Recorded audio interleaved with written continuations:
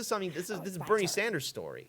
Well, kind of, but this is something that I think is going to kick the revolution into overdrive. Oh, there's another graphic. One more graphic, Paul. Do we got one? Do it again. Do it again. One more time. Oh, there we go. Socialism.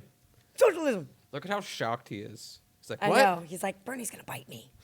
So, Kira, why don't you lead away? What happened to Bernie Sanders last night? Well, there's exciting news. What happened? Democratic Congresswomen Alexandria Ocasio-Cortez, Ilhan Omar, and Rashida Tlaib, three of the most influential voices among young progressive liberals, will all reportedly be endorsing Senator Bernie Sanders in his 2020 bid for the presidency. So that's really important news because, especially right now, because what we see in the polls right now is that, Warren and Biden are looking like they're the front runners with Right. Sanders as a close, runner up to them. And I think that these endorsements from these very young women of color are going to really be helpful in basically reaching out to that to that demographic largely.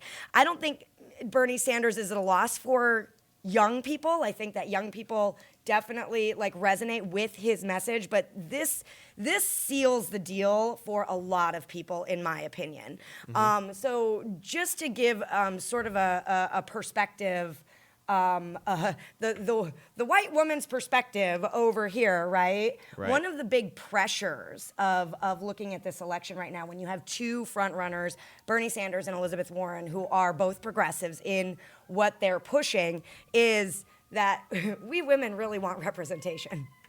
It'd be really cool to be represented. As of right now, nationwide, less than 25% of our elected officials are women, which makes us grossly underrepresented. And we as progressives know that representation is vital to actually getting heard in legislation.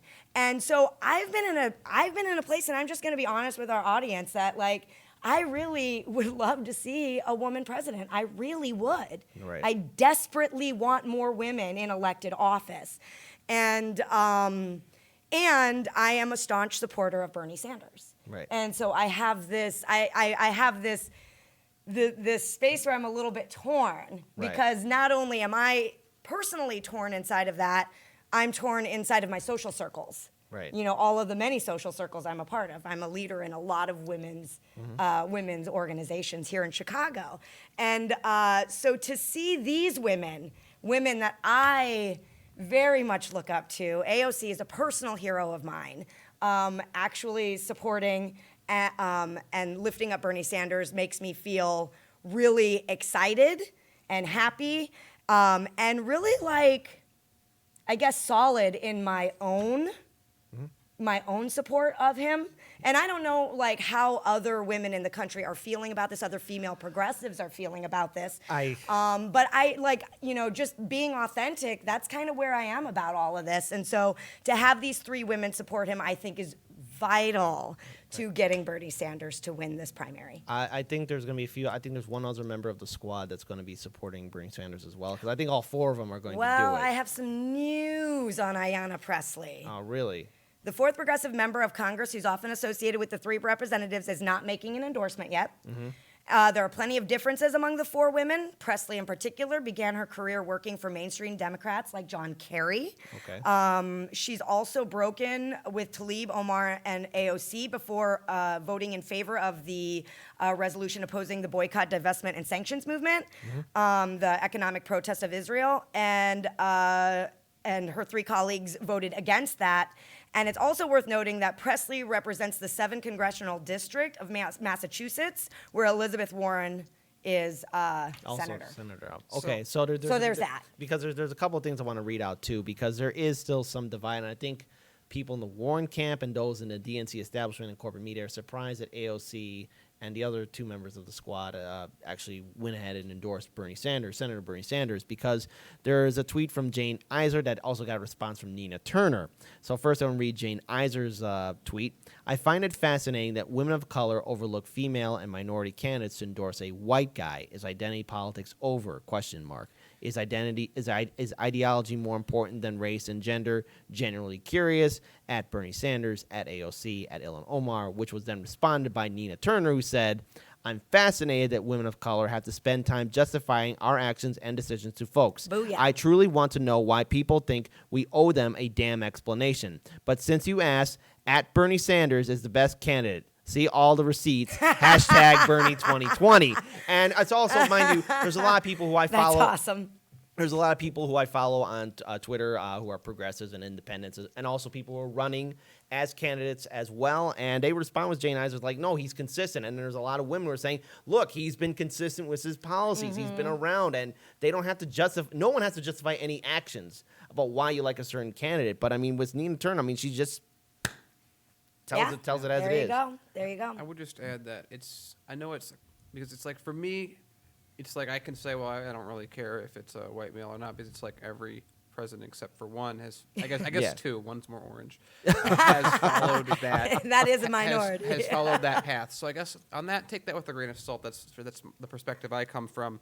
But at the same time, what I've noticed more and more with identity politics, as it's, I would almost say as it's matured, maybe it's not the right word, maybe it's the right word, is that people in power abuse it to a greater extent than the right people are able to gain from it. So, like that tweet is a good example. People in power will say, if it's a woman who's running that's like a Kamala Harris or someone like that, they will say, wow, wouldn't it be great to be the first black woman president? But is she someone that would necessarily be good for black women if she was a president? Her record would say probably not, as her time as an attorney general. With Warren, it's more so she's had more experience in that. Bernie Sanders also fantastic voting record.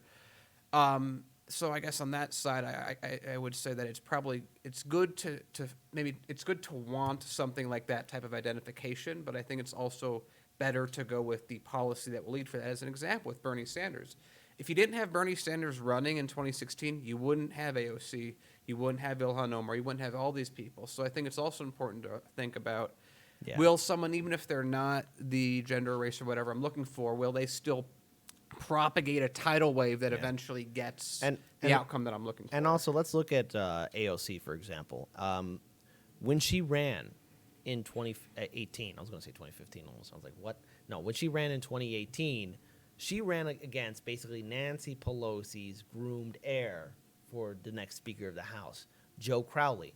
Joe Crowley, who's been in power for years, and no one took AOC seriously at all. But the reason why Alexandria Ocasio-Cortez was so motivated to run, the reason why she was saying that she's proud to have an endorsement of DSA is because she was inspired by Senator Bernie Sanders. Look, hear me out when I say this. Bernie Sanders is the strongest candidate in my point of view, but he's not going to be around forever. I want him to be president, but we have to carry the torch further. We have to carry on his message, and AOC is one of those people that's doing that.